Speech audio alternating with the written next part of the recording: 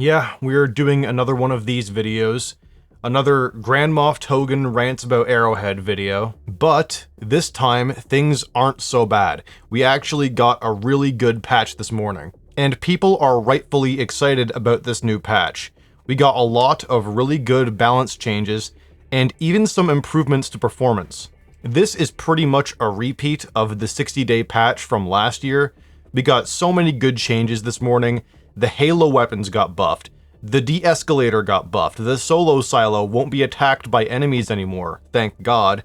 And the resupply pods can't be climbed anymore, so no more accidentally climbing your resupply pods when you just wanted some extra mags. Overall, just a lot of really good changes that are good for balance and good for the future of the game. And I will admit that some of these changes are very overdue, but I won't complain about actually getting a good patch for once. But there is something that I just don't understand about Arrowhead. Why aren't we always doing this? So many great adjustments in a single patch, and the last time we got sweeping balance changes like this was a year ago. Why are we waiting so long for changes like this? Why isn't Arrowhead being proactive instead of reactive, and they only come in to change things when things are already really bad? If the community is crying out for balance changes, optimization, yada yada yada, don't wait until it hits critical mass. Just balance and patch the game over time. Again, I love the patch. Lots of great ideas, great changes. But we need this to happen way more often. We need to just break the cycle of it's so over, we're so back. It's so over, we're so back. This is really just wearing down the community. Arrowhead has had so many opportunities to make things better, and they often do, but they often don't as well. Communicate more with the player base. Tell us more about what's going on. What happened to the blog updates? Where did they go? Even Starbreeze has done a better job of communicating with their players about Payday 3. Yeah, Payday 3. I'm invoking the name of Payday 3 as an example of a good thing you should do. I'm pretty sure that all of us actually want this game to continue to succeed. You have an incredibly dedicated player base in the palm of your hand.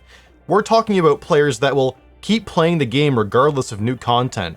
Players that follow the Galactic War very closely and play the game for fun, because we love this game.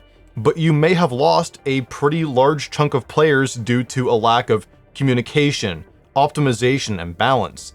You've shown us that you can do it.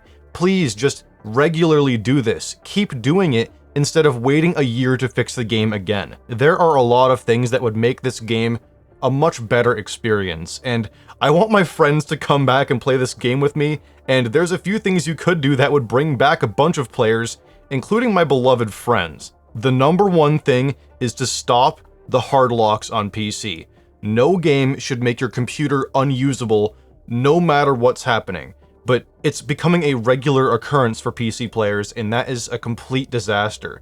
It may have gotten better with the new patch, I'm not sure, but this is still a priority. Number 2, get rid of GameGuard. This program serves no purpose, and it only exists to make the game harder to enjoy. It's insane that we're still using this thing. It makes the game harder to actually just launch in the first place, and it can destroy your SSD. That's completely fucked. This cannot continue. And if you can't get rid of GameGuard for some reason, then please explain why. Explain why to us. Is it a contract thing? Is the game just so tied up with GameGuard that you just can't separate the two? We need to know. Number 3, reduce the file size of the game on PC. Lots of PC players have uninstalled the game because they're not gonna install one game that takes up 150 gigabytes. That's completely unreasonable for 2025. Red Dead Redemption 2 is like, what, 100 gigs? Like, Cyberpunk's like 100 gigs. Like, what's going on here? And yes, I read the tech blog. I know why this game is so large on PC. It's to accommodate for people that are still using hard drives. And I understand that. But I know people that will not play the game anymore because of the size. And I've never met anyone who runs this game on a hard drive. If you actually play this game on a hard drive, please comment that below. I actually want to know who is playing this game on a hard drive. Because maybe I'm totally wrong, but I have never seen anybody play this game on a hard drive. There already is 2 working versions of Helldivers 2 with smaller file sizes on PS5 and Xbox. You can absolutely do this. Optimization is the next big thing. I was streaming the game this morning after the new patch on my PS5 and I was getting terrible frames against the bugs still. It's honestly really unreasonable how bad the frame rate gets sometimes. And I know, optimizing a game as complex as Helldivers 2 is not an easy job. I'm not a dev, so I couldn't even tell you how to start. But I've played a lot of games. There has to be something you can do, and this game never ran this bad when it was released.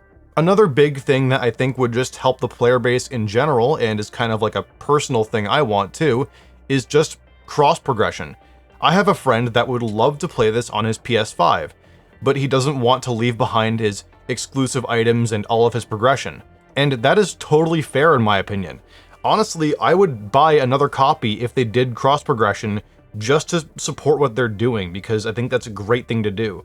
If the little team working on For Honor can push out cross progression for For Honor, I think that Arrowhead and Sony could probably, fit that in the deck. And I also think that they kind of owe people an explanation about what they're doing with their creator program. It's just really shady. Whatever company they hired to manage that has been acting completely unprofessional, and Arrowhead needs to come out and explain what happened. You can delegate the workload to this company because that's what they do. They handle, creator programs or whatever they do, but Arrowhead is still ultimately responsible for what goes on in their own community, and this whole creator program thing was just a giant disaster. I know I sound like I'm being very harsh right now, but I actually want Arrowhead to succeed, and I want Helldivers 2 to continue to succeed. They are actually a really talented studio. They've made a game that we all actually care about. No one would actually be angry about anything regarding Helldivers 2 if it was a bad game, if no one cared about it. And if Arrowhead can continue down this path, they can make things right and save their reputation. They need to continue to patch the game, continue to balance the game, continue to optimize the game. Don't break anything. Playtest things before they are released, please. But only time will tell if they will actually fix the game or if they're gonna wait another year for a balance patch. But what do you think about the latest patch for Helldivers 2? Is it great? Is it good? I think it's great. They just gotta keep it up. Like this video if you enjoyed watching, and I want to thank all of my channel members. Swickity, ArchAngelShipyards, DirtyKnightmare, NOTSAINTT, Cheddar, Minuby, and Brian Hopkins. Thank all of you guys for supporting the channel. You guys rock. And make sure you subscribe for more videos on Helldivers 2, especially this coming Liberty Day video. This is gonna be a really, really special video, a bit of a passion project for me and my friends. So make sure you stay tuned for that. And well, that's all I have for today. So this is GrandMoffTogan of the SES Prophet of Dawn signing off.